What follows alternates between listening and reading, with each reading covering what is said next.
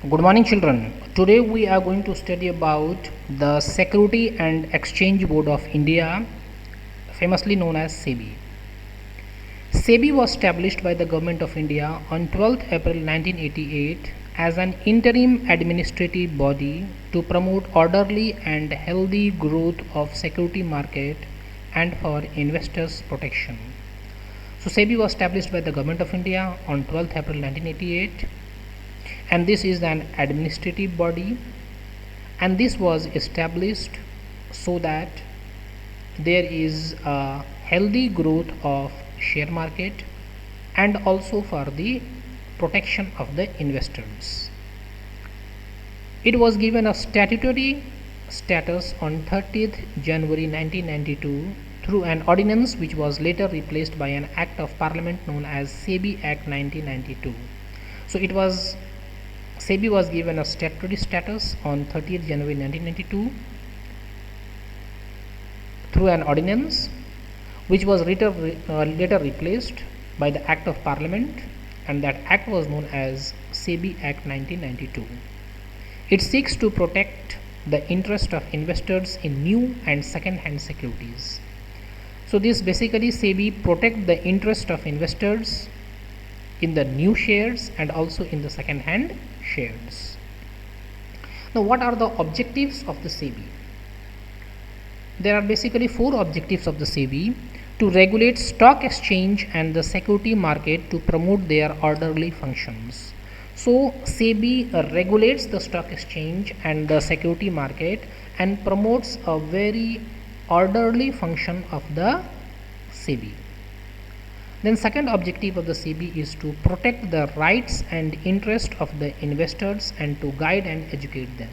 So SEBI also protect the rights and interest of the investors, and it also guide and educate the investors. SEBI third objective is SEBI prevent trade malpractices such as internal trading. So SEBI was established to prevent trade malpractices in the trade, forgery in the trade, and the basic forgery the investors do is the internal trading. The fourth objective of the SEBI was to regulate and develop a code of conduct and fair practices by intermediaries like brokers, merchant bankers, etc. So SEBI regulate and develop a code of conduct, and it uses a fair practice by the brokers, merchant bankers, and others. So these were the four objectives of the SEBI. What are the functions of the SEBI? There are basically three functions of the SEBI. The first is the protective function, second is the developmental function, and third is the regulation function. The protective functions prohibits fraudulent and unfair trade practices in the secondary market, that is price rigging and misleading statement. So SEBI prohibit any fraudulent and unfair trade practices in the secondary market. The basic unfair trade practices which is done by the investors are price rigging and the misleading statement. The second is SEBI prohibit insider trading, and by prohibiting the insider trading they protect the investors. SEBI also educate investors, promote fair practice and code of conduct in the security market. So SEBI educate the investors, which promotes a fair practice and also a very good code of conduct in the share market. So these were the three protective functions made by the SEBI. Now what are the developmental functions? Promotes training of intermediaries of security market. So SEBI promotes training of intermediaries of the security market. So who are the intermediaries? The brokers, the banks, the financial institutions, all these are the intermediaries, and it promotes the training of these intermediaries who work in the security market.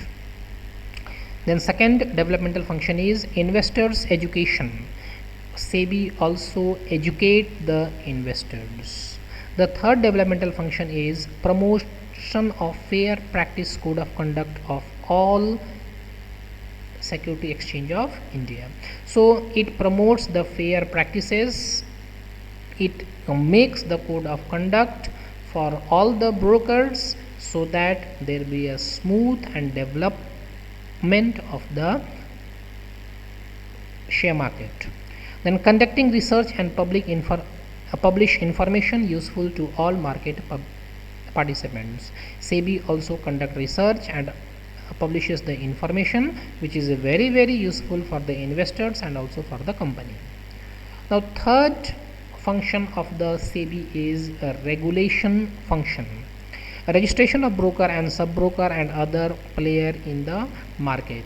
SEBI does the registration of the brokers and also of the sub-brokers and other players in the share market. The second regulation function is a registration of collective instrument scheme and mutual fund. The SEBI also registers the mutual fund and other collective investment schemes.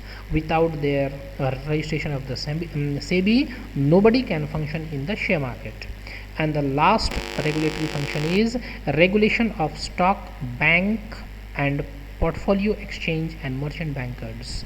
The SEBI also regulates the stock bankers, the portfolio exchanges and the merchant bankers. With this we have completed the chapter. Thank you.